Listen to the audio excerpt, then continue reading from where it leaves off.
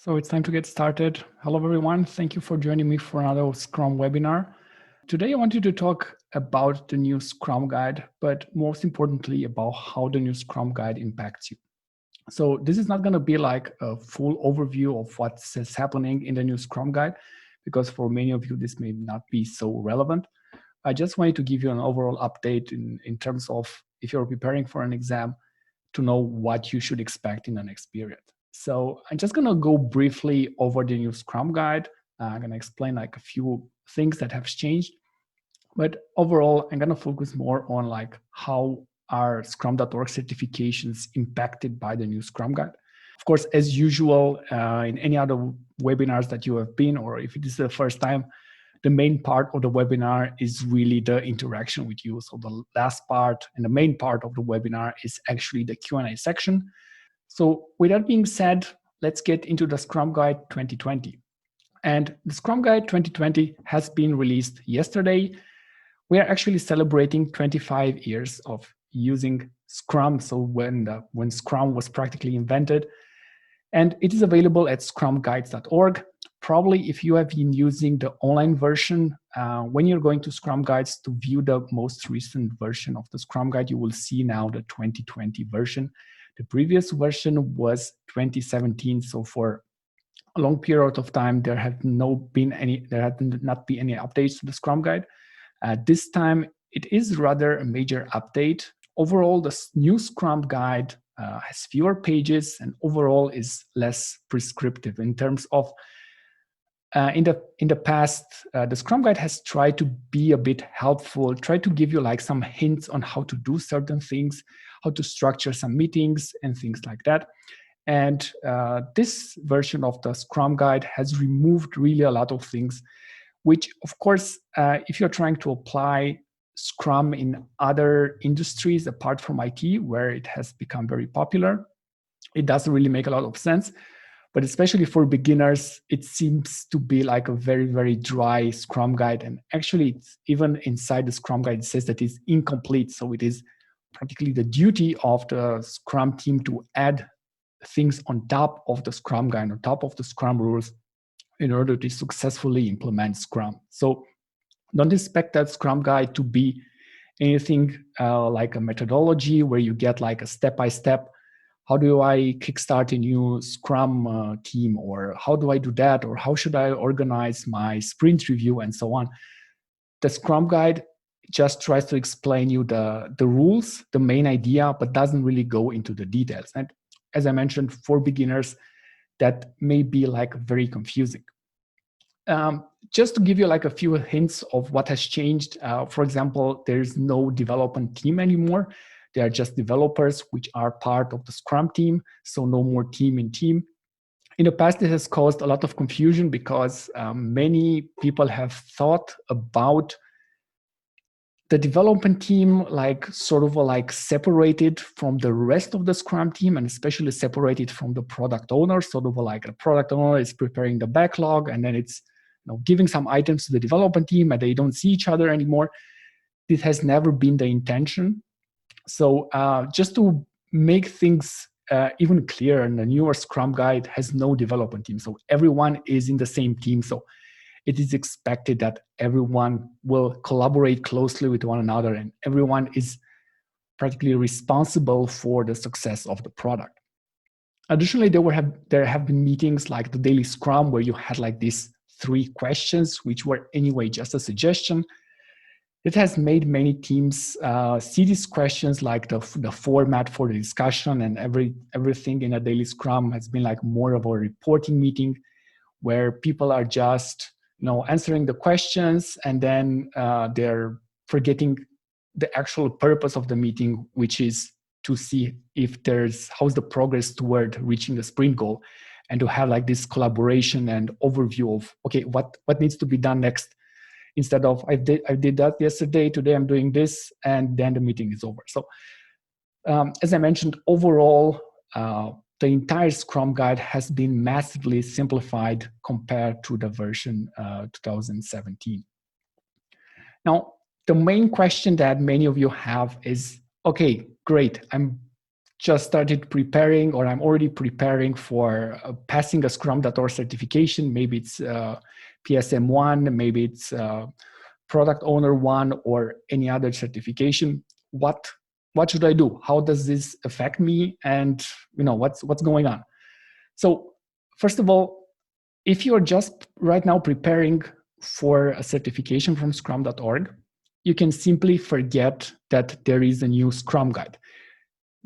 If I were you, I wouldn't even read it, because for you at this point, it is not relevant. It may introduce more confusion than it will help you actually pass the exam. And even if you're starting today, in November, your preparation, the experience shows that you really don't need a lot of time in order to pass any exam. So with a typical preparation time of 2, maybe 3 weeks, you still have plenty of time to pass any exam from scrum.org. And practically, my advice is to continue your preparation just as you did so far. There's nothing that should stop you, or don't let the new Scrum guide distract you from actually preparing yourself and reading the older Scrum guide. And with that being said, just continue your preparation as before. You can still take the older exam, and remember, use the Scrum Guide 2017 for your preparation. And just keep in mind that all scrum.org exams stay the same until the 9th of January next year. So there's still enough time to prepare. There's still enough time to pass the exam. So we are in this transition period where the new Scrum Guide has been published. But of course, there are many people who are still preparing for the new certifications. And just a reminder for all of you, it doesn't really matter when you pass a certification from scrum.org. All certifications, regardless when they have been passed or taken practically, they remain valid. You don't have to renew them. The version of the Scrum Guide is not somehow printed on the document itself. And it's actually, I don't even think that so many organizations will be so concerned, like exactly when did you pass a Scrum certification, because most of the time the experience shows that they are not so closely monitoring to see what are the changes in the Scrum Guide and so on. So anytime you pass the exam from scrum.org, that will be absolutely fine. My recommendation is practically to take the experience that has been gathered from many other students passing this exam. The experience is already inside the courses that I'm teaching. So just pass the exam before January, prepare as much as possible. There's still plenty of time for you to do that. So this is kind of like the summary of what I've been trying to tell you in terms of what is new. And I don't want to waste a lot of time. Here's again a summary for anyone joining right now and just curious about what should I do. Oh my God, the Scrum Guide has changed. What do I have to do? Can I still take the exam? And relax, don't worry. Practically, as we speak right now, nothing has changed. There's still enough time to pass this exam. There's a lot going on in the chat, and I will not be able to answer all the questions that you may be asking there. I just noticed one from Vivian, said that she passed PSM I and asking about PSPO I. Yes, that would be an option. Typically, after passing PSM I, it is relatively easy to pass PSPO I because the difference is not that much. It's just a bit more content, and typically consider the PSPO I exam just a bit harder, but not much harder. Of course, the question is always like, what do you plan to do the certification? If you just want to make sure that somebody understands that you know Scrum, that's totally fine. But if you're more interested in like, are you actually interested in the product owner role, then it will make sense. If you're not interested in the product owner role, then maybe this certification is not the right one for you. So definitely consider that when deciding to prepare for PSPO I. A lot of people do it, but it doesn't necessarily mean that it's always a good idea. We have Anand wanted to ask a question. Hi, Anand. Hi, Valentin. I passed the PSM I a couple of weeks ago. Congratulations. Looking to do thank you. I'm looking to do the PSPO certification, studying through it. From a resources point of view, other than the Scrum guide, is the EBM. Those are the two main materials. Is there anything else I need to think about? Not necessarily. So in essence, generally speaking, of course, the Scrum guide is the main document that you should know. Now, considering that you have already passed PSM I and hopefully you have a relatively high score, the delta, the difference that you need in order to prepare for PSPO I, it's not so big. The EBN guide is relevant, but you won't have more than maybe 2, maybe 3 questions related to the EBM guide. So it's not really proportionate to other questions that you see in the exam. It's not so much, so it doesn't really make sense to look so much into the EBM guide, even though I must say it is a very, very interesting topic altogether. But the focus of the exam itself is more from the product owner perspective. And what you always keep in mind is like the product owner main goal is to maximize the value, is to focus on the value and focus on the product. For the PSM I exam, you're looking at Scrum from the Scrum Master's perspective.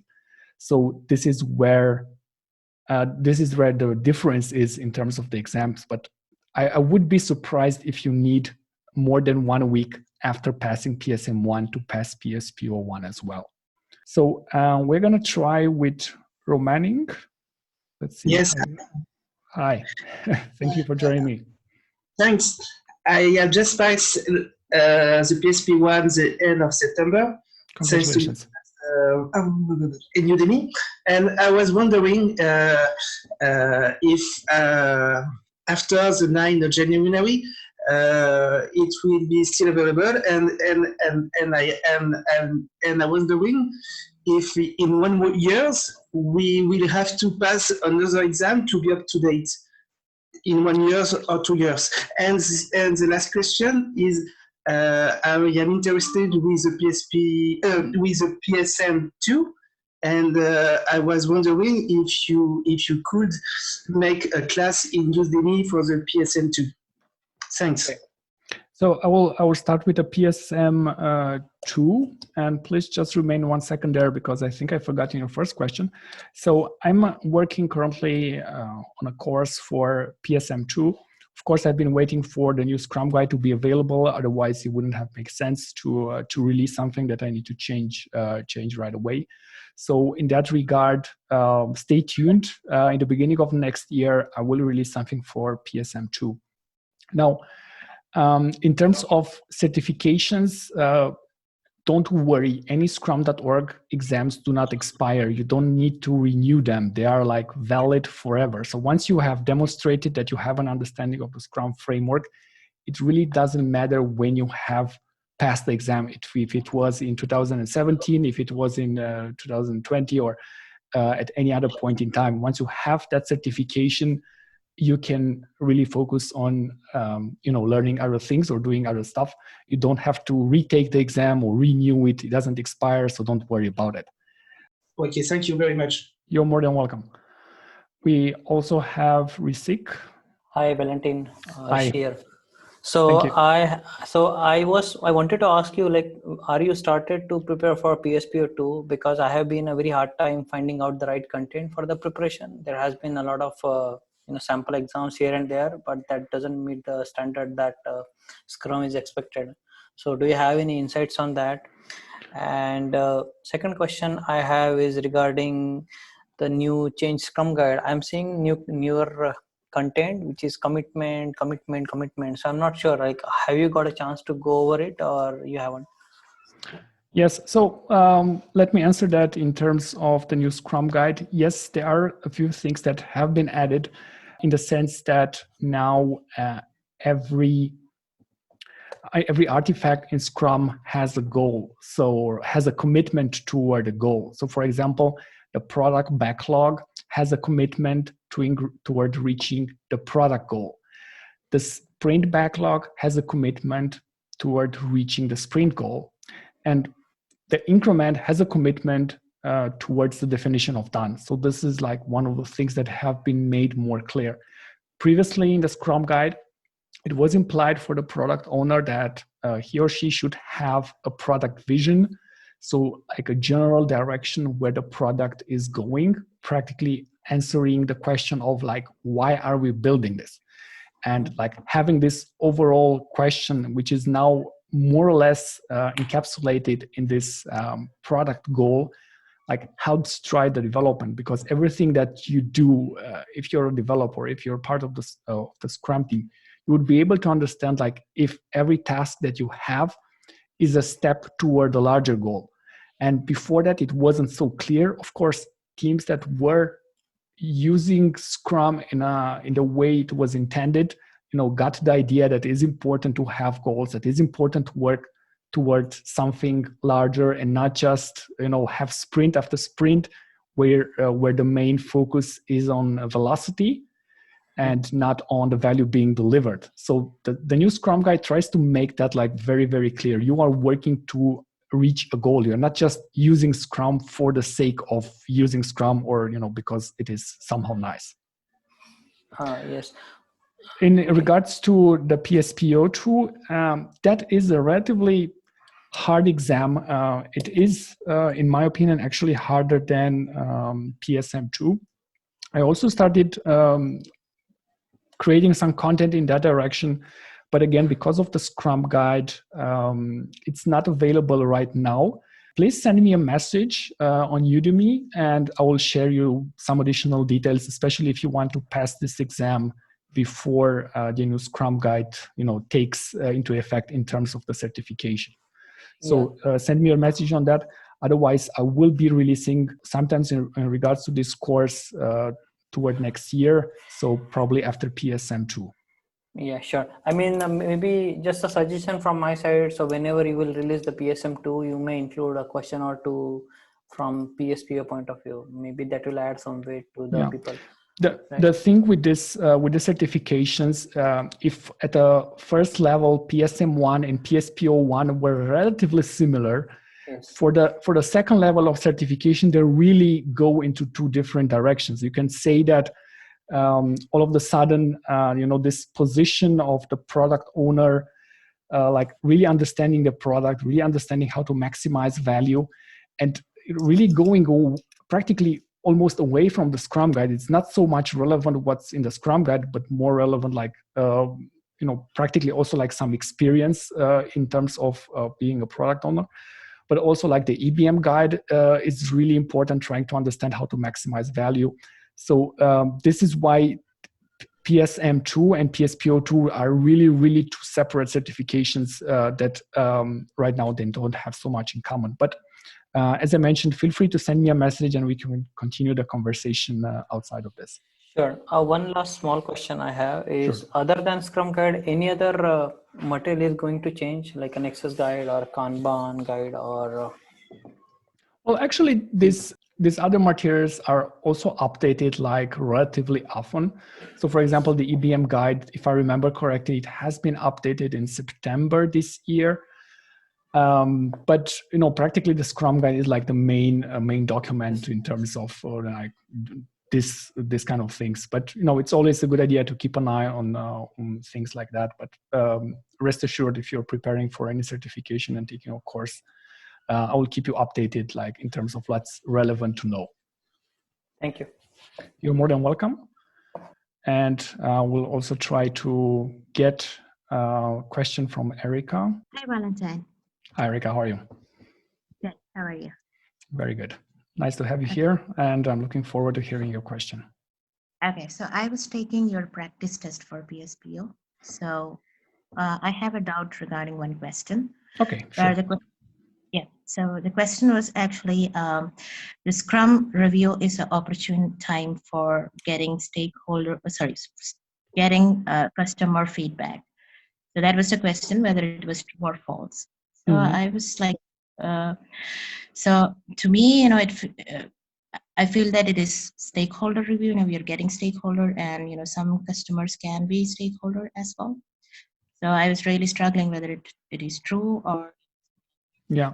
So I think you're on the right track in terms of like who is attending the sprint review. And of course, stakeholder is a term that encapsulates like many people, and customers can be stakeholders. It really depends like on the kind of customers. But typically, it really depends like how the question is formulated. But typically, the answer should be false, because the product owner will typically invite the key stakeholders, but the key stakeholders don't necessarily need to be customers, and will seek customer feedback throughout the development process, but not necessarily in the sprint review.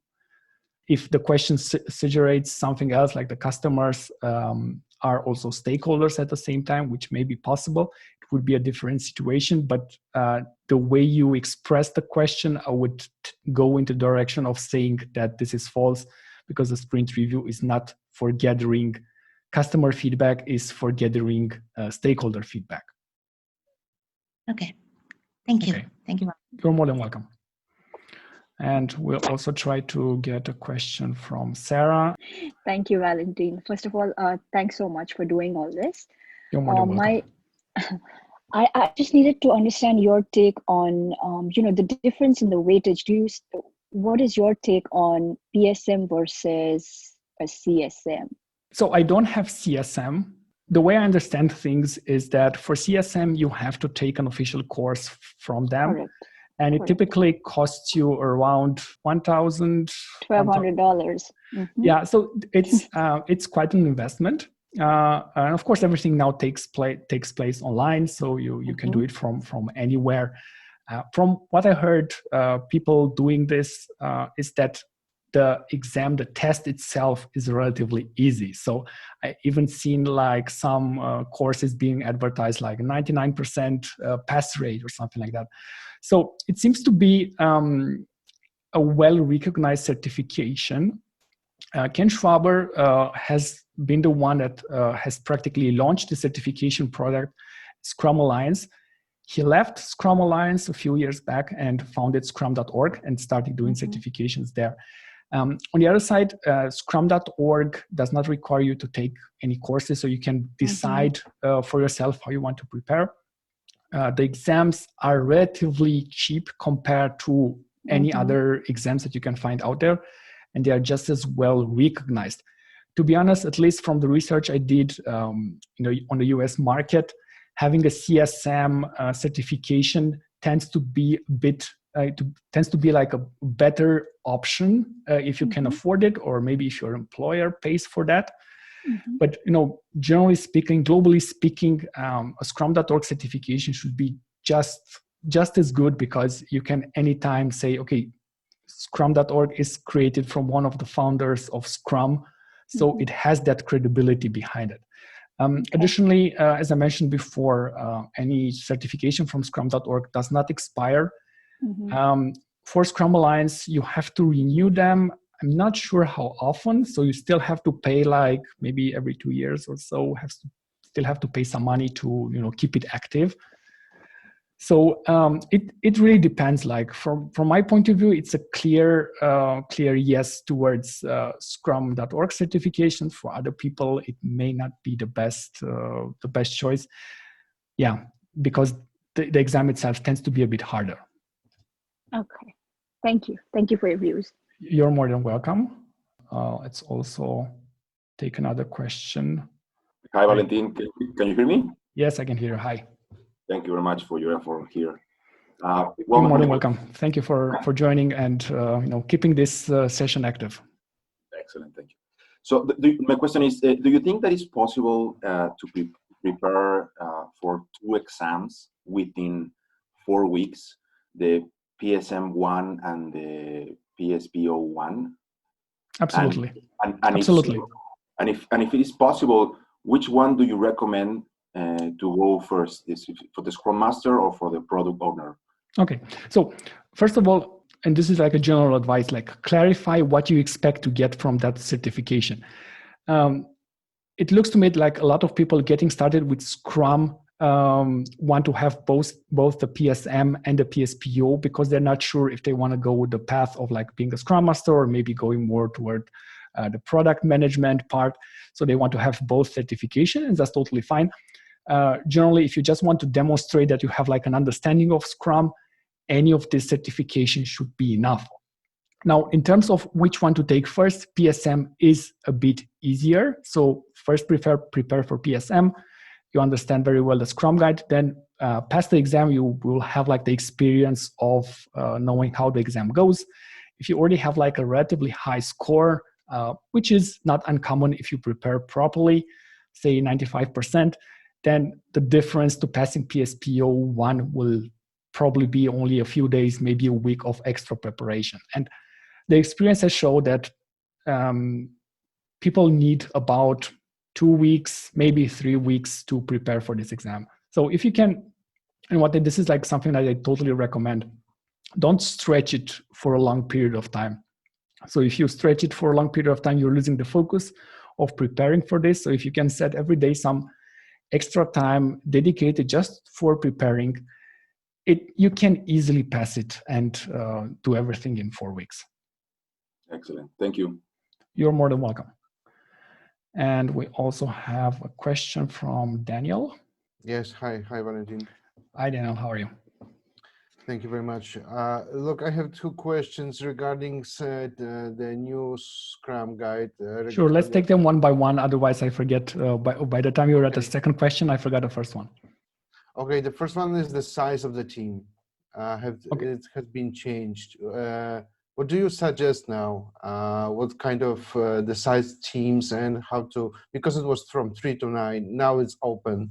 So what's your opinion and what's your, let's say, advice to keep teams in correct size? Mm-hmm. So first of all, there is no such thing as a correct size. And even the previous Scrum Guide was making a recommendation. It was not saying it should be between these sizes. And the general idea has been that, look, if you are just 2 persons, probably you're not a Scrum team, you're not a development team. So it doesn't really make sense, or it may not make so much sense to use Scrum because you're anyway collaborating very much, you're just adding this overhead. Just as well, if you're trying to build a team where they have 20 people working on the same team, that also may be very hard to do. I know about teams that go above 10 people, and in some situations, that is a fair decision because you may need for some complex products to have people coming from different departments. Maybe some people just are experienced in marketing. Maybe others are experienced in the finance.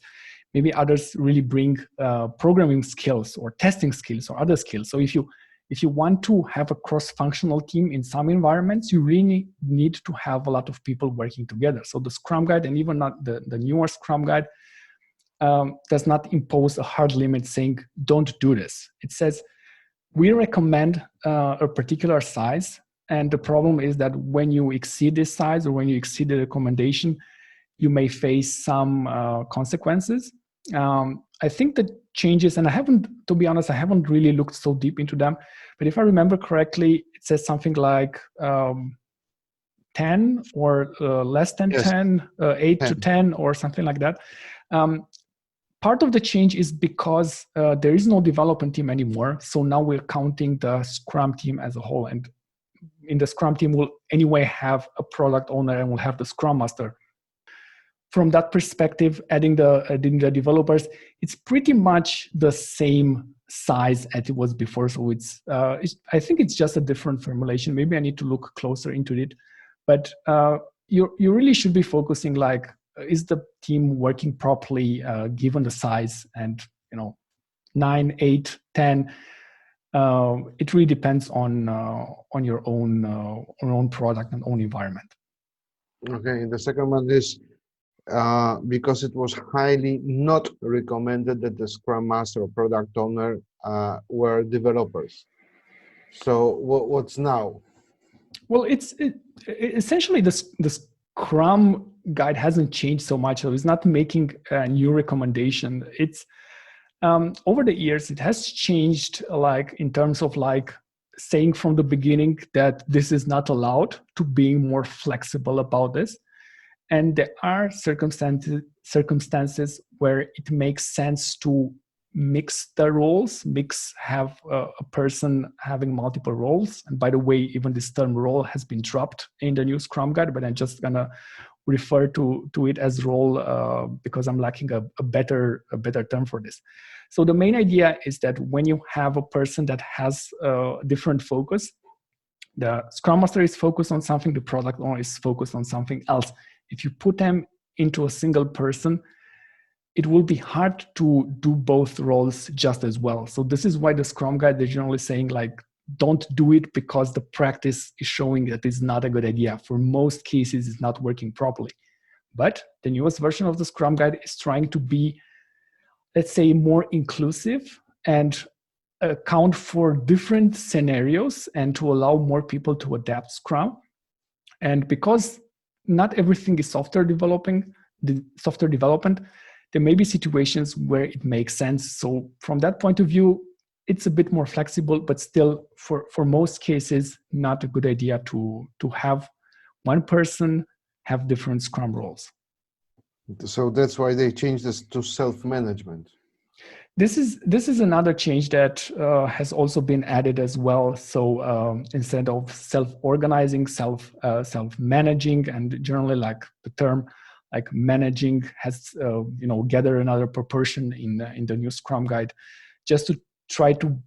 So there are a lot of wordings that have been changed, and I think there's still like a few things that may need clarification from the creators, and probably there will be like more details on what is the intention behind some words, and because it's so easy to get a wrong idea from what's being said in the Scrum Guide, and over the years from the last version, there has been like enough work put into like practically explaining what is meant by that.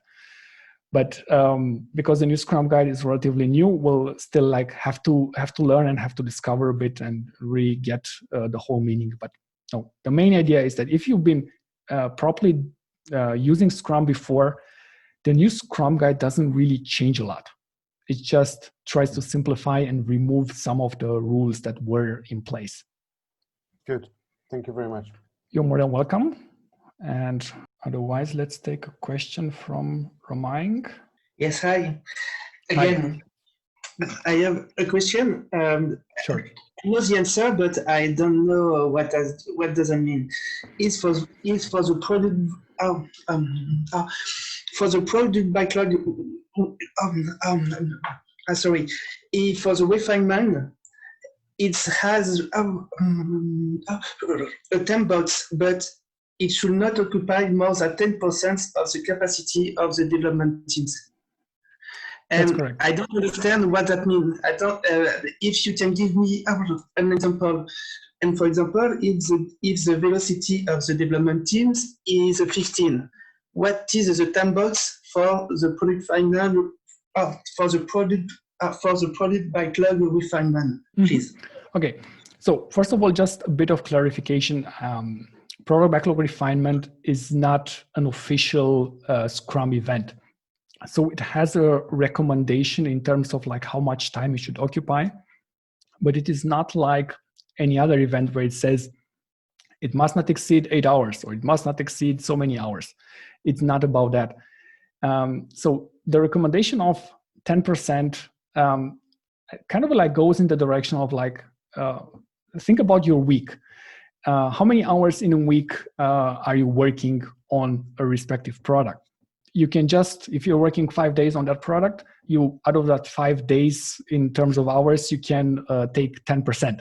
So that would be like the capacity of the developing, like a general idea. Now, you don't have to look at like how many hours you spend doing refinement. In some circumstances, it's necessary that you do more refinement because the product backlog is not really in an understandable state that you probably can take like product backlog items and start creating sprints from them. So they require more work. Just as well, there can be teams that have reached a level of maturity where the product backlog is kind of like in a very good state and doesn't require any refinement at all. So it really, really depends. The Scrum Guide is, in this case, trying to be helpful, trying to give like an idea. By the way, don't spend like the entire sprint like just refining the product backlog. You should always focus on the sprint goal and doing the work in the sprint. So this is from where this recommendation comes. It's more like the practical experience of handling something like this. But it is absolutely totally up to you. Like, how do you do it? The Scrum Guide just says recommended 10%. If you want to go above that, if it makes sense to go above that, that's totally fine. If you go below that, that's also fine. If you don't do any refinement at all because the backlog is already refined, that is just as fine. So there's nothing to worry about it. So I hope that that answers your question. And gonna have a question from Sasha right now. Hi. Hi. My question is, so I've been taking the practice tests, and for the most part, I'm doing okay, but I still keep getting on multiple choice questions where there's like 3 choices, I get partially correct. So I might get 2 or 1 right, but then the others are wrong. And first of all, I want to say I thank you so much for your course. It's been very helpful in guiding me. I'm glad to hear that. And but I just want to know, do you have any tips or advice on how I can get over that obstacle?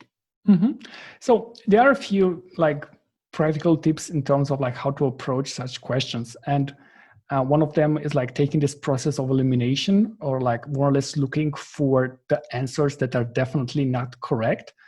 And those answers will have something that is more or less against the Scrum Guide.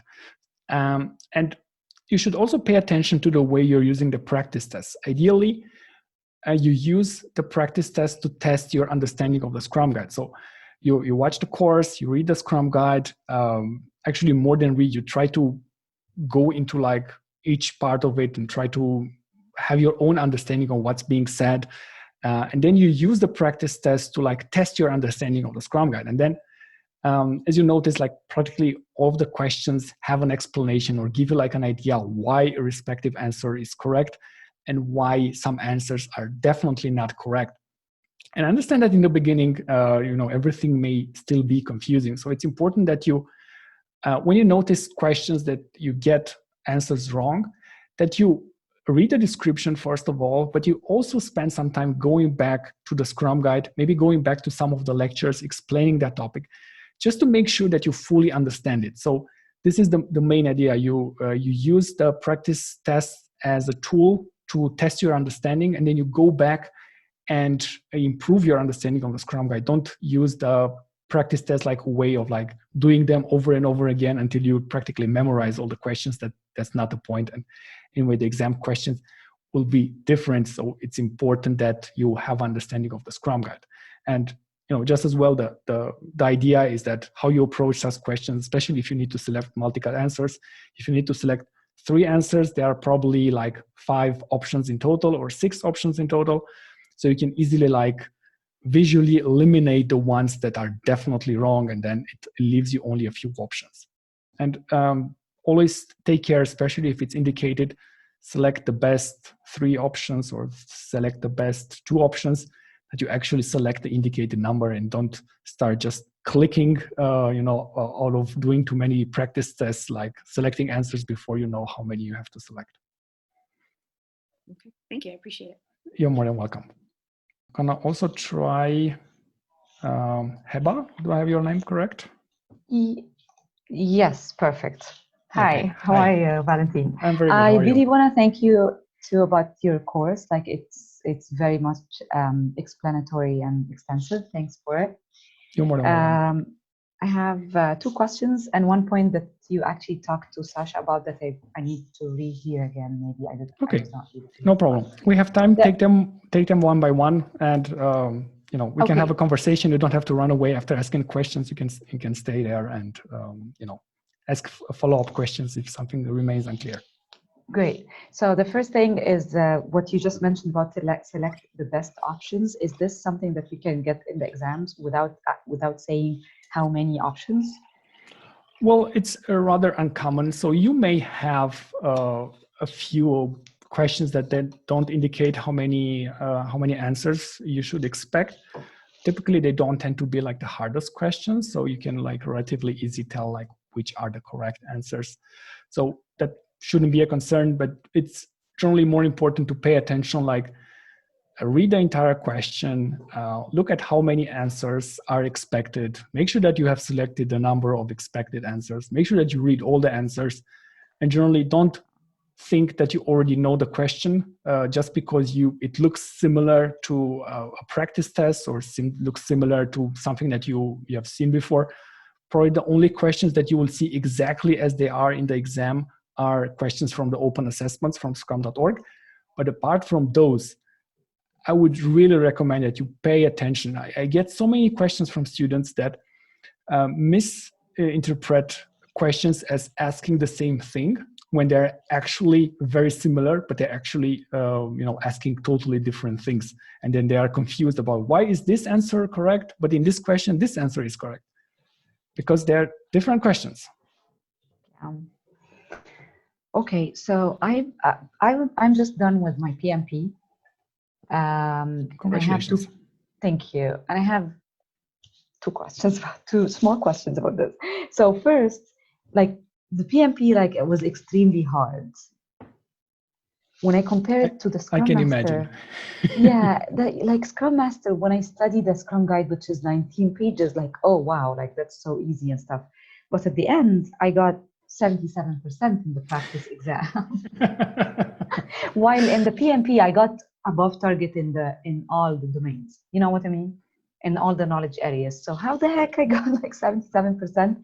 And it's, I don't know, like if I get 77%, do I have to be worried? Should I be worried? Should I, like, what to do?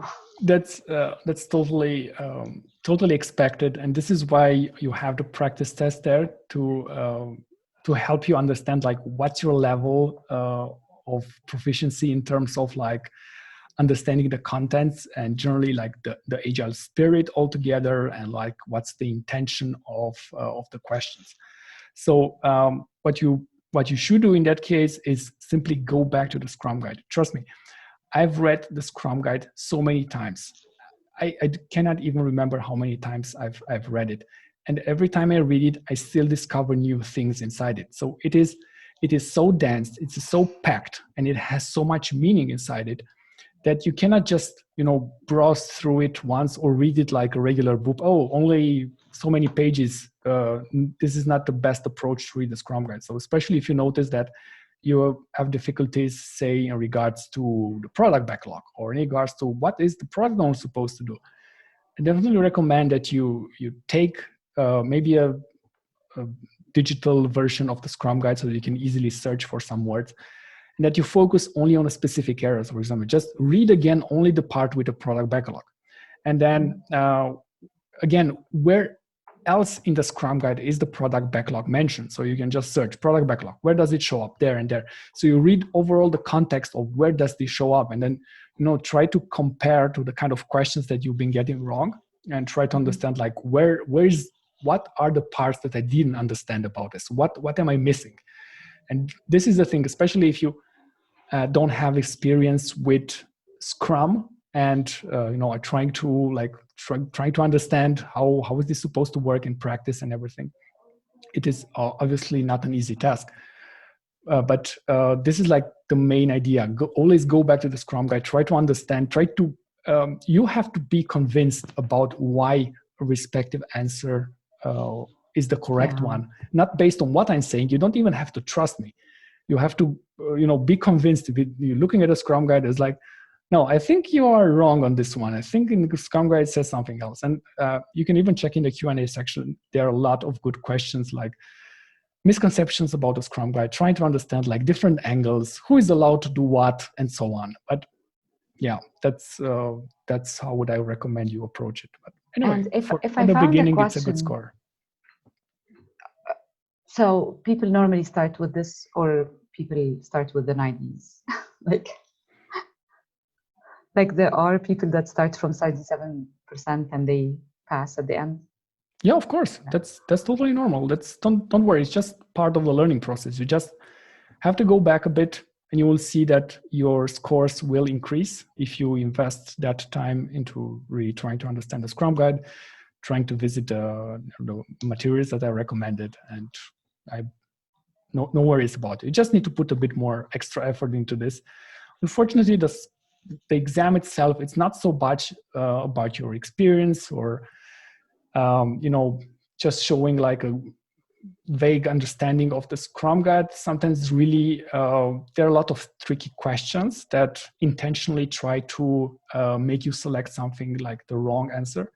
Not necessarily because you don't know the correct answer or don't know how it's supposed to work.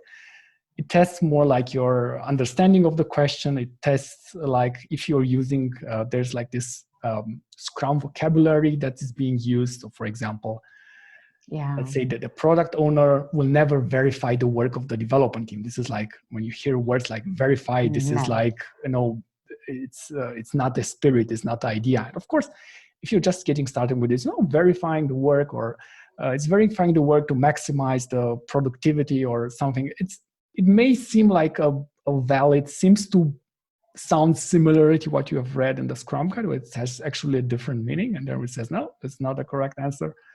We inspect, we use other words in order to, and you get kind of the language based on the Scrum Guide. And there are always many things you should be very aware of. So if all of a sudden you encounter some terms that are not mentioned in the Scrum Guide, that are not mentioned throughout the course, but they seem to make sense, typically be very careful in selecting such options, because again, the test itself is not testing your experience in product management or experience in a company in general. How would you solve a particular problem? They couldn't care less. They just want to make sure that you understand the Scrum materials and the Scrum spirit itself. Okay. What do you think about the professional Scrum with the user experience certification from scrum.com? And do you have a course about it or not? Yeah, it's a relatively new certification that they're offering. To be honest, I haven't taken it yet. It's on my agenda. It's definitely a very interesting topic altogether. Yeah. But it's not a popular certification. So far, I haven't found like someone who. So I know people who did the certification because they were like interested and want to have like another certification. But overall, especially on the job market and so on, it's not like it is a major, really important certification. Of course, if you're already in the topic and this is something that interests you, you can take it, but you should really put in balance like what are the benefits of doing this. Mm-hmm. Yeah, and this goes for other certifications from scrum.org. The developer certification is like a similar certification where if you already have PSM I or PSPO I, and you're a developer in the sense that you're a programmer, technical person, having that certification will also not help you very much, because if somebody wants to know if you can build something, will be interested in like specific technologies and that you can actually show something, not just completing some online test that essentially doesn't show you that you have the skill. It just shows that you have like some understanding about it. Okay. And last question, do you think of an added value, or it's common that after the PMP, I go for the PSPO I, the product owner certification? Oh, no, PSM, sorry, PSM. Oh, the PSM. Yeah. Well, it really depends. I mean, what are you trying to do with the certification, or what is your current role and where are you heading to? PSM is good for showing that you have an overall understanding of Scrum, regardless if you want to be a Scrum Master or not. If you are more on the product side, it would probably make sense to get a product owner certification, just in case. But there's not like, if you did this, you have to do this next. What I recommend, and I discussed this in previous webinars, especially if you're like changing careers or you're purposefully heading for a specific role or title, what you can do is use tool as LinkedIn Jobs or Indeed.com to search for that specific job title. in the region that you're interested in, and seeing like what are the requirements, that which certifications are mentioned like most of the time. So in that way you can kind of like purposefully use your energy towards getting a certification where employers actually care about it, compared to something that is a bit more obscure and you will have to like explain, oh, I have this user experience certification. Great, we don't care about user experience. Do you have a PMP or something else? Yeah, got you. Thank you very much. Last question, sorry. Sure. When I have a question about something in the course, how to send you, how to ask? Below every lecture, there is this Q&A section. What I generally recommend is that you do a quick search for, the topic or some keywords, because you may already find a question or a very similar question that somebody else has asked in the past. So there are already quite a few interesting discussions that happened in the Q&A section. So definitely go over that. It's also much faster for you and also easier for me. But if something is unclear, just as always, you can ask a new question in the Q&A section. Or if you feel it's something like private or you don't want to share with anybody else, you can send me a private message through Udemy. You can add me on LinkedIn and send me a message there. So, I'm generally available, reachable. Just, send me a question through any channel that you can. Okay. And thank you so I'll be much. more than happy to ask you, to help you. Sorry. Thank you. Great. So we are closely coming to an end with a webinar, but I think we still have time for one more question from Daniel. Yes, I would like to just to support Hiba, because when I started your course, my test assessments were 70 something and I didn't have any experience, previous experience. But finally on 85% I passed the exam, so don't worry about it. So, yeah, that's a positive way to go towards ending the webinar. You have to take time to make a test and test again. So this is the way, because and what you don't know, you go back to the Scrum guide and the course. It's the way. Yeah. So I just to keep going. Yeah, definitely. And as you probably know, Daniel, I tried putting inside a course like everything that is required in order to properly prepare for the exam. Try to cover all the relevant topics. So there's a lot of people think that you have to do a lot of tests or to go to a lot of platforms, or that's not the most effective way of spending your time, and leads sometimes to confusion. So the course is really, and of course the Scrum guide and any recommended materials are just enough. So if you just focus on that, you will have probably the most effective path to passing the exam. And I have to say this clearly, because I made this error and saw other tests and make me I lost point. I lost my point. So there's a lot of things. But I made with you PSM and PSPO. It's fantastic. Yeah, thank you very much. And just to reiterate on that idea, that the problem with questions that are originating in different sources is that you don't know who has placed those questions there. Sometimes they're prepared to be exam questions. And the main issue with such questions is that you are not given an explanation. You're just giving C is the correct answer. Sometimes that answer is not the correct one. And then you're without an explanation, you're confused, why is it C? Why is it not A? I thought it was A. And then you start oh, I'm really confused. Why is it like that? In the course it's that, and then on this other website, which I don't know why I'm trusting, because there's no name, there's no face, there's no visible contact that you can tell who is the person who placed that question there. It really creates more damage than it does good. Effectively is like this. I have a question regarding, I think it's a very, very, very short answer. Sure. It is still the idea of one product owner, one backlog is still the same? Yes, the same idea, because you need one person accountable for the success of the product, and that is the product owner. And everything that is related to the product is in the product backlog. There are no other lists. There shouldn't be other lists, other backlogs defects backlog or a technical backlog or any other backlog. There is one backlog with everything that is required on the product, where the order is very clear. And that's that's the main idea. One product backlog, and a single product owner, a single person that is responsible for that product, a single person that makes the decision, this item is more important than this other item, and generally has the courage of defending that decision. And if everything works out well, you know exactly who the person is who's responsible. If you have a group of people managing the product backlog, it will always be finger pointing. It wasn't me. I told you it wasn't that. I thought we should do this. We have to do compromises. Let's do a bit from what everyone wants. And in the end, you get no value, and the entire product itself is not fulfilling its intended scope. Okay, that's all for me. Thank you very much. You're more than welcome. And this is it for the webinar today. It was great to have so many questions from you. I'm sorry for my voice. I've been really talking a lot, and I was trying to get some water while answering your questions.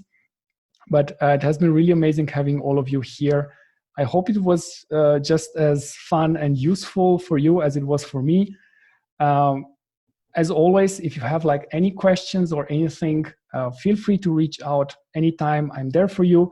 If you're taking the exam, let me know how it went. Of course, if there's anything inside the course that I need to improve, let me know. And I would really appreciate, after taking the course and after passing the exam, if you could just remember to take 2 minutes and leave a review for others to see on the course. Just tell everyone if the course was helpful or not. It's just a way of helping future students to really understand, is this course really valuable, or is it a waste of time? That's the only thing that I want from you. And as always, you'll find in the Udemy course my contact details. I would really love if you would add me on LinkedIn. We can stay in touch. And generally, it has been great having you all of you here. See you next time at another webinar. And if you're taking your exam in the next period, I wish you good luck with that.